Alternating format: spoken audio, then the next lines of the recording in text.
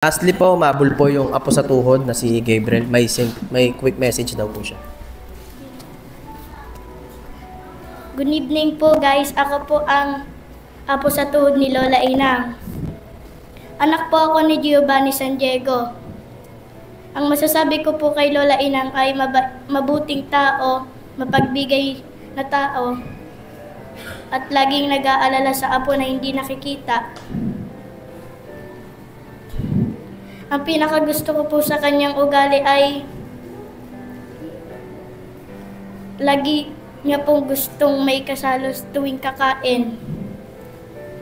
Namimiss ko po rin na makasama si Lola Inang.